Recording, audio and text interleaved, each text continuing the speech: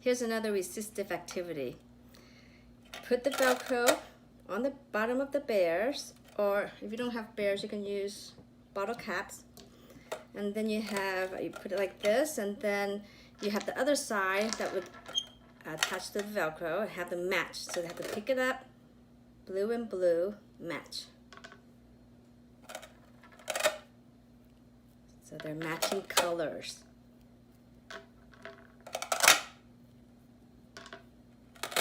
Okay, and they can pull it apart. There's some resistance there. 2 hands again.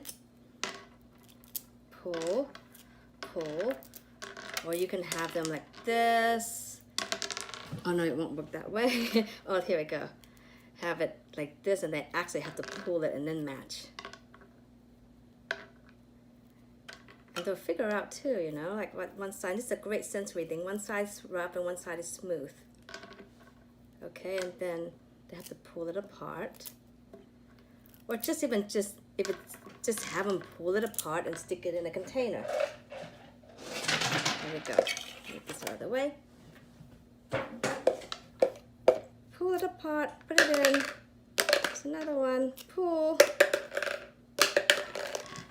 Okay, and let me show you. Same thing with the bottle caps. This is the water bottle cap. This is my tea one. There's red, there's all kinds you can use. The Coca-Cola one has the red. And then here they go, they have to pull it. And it's matching.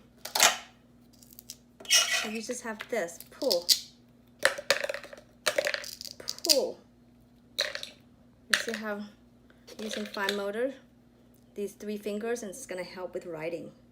And that's what we're working on.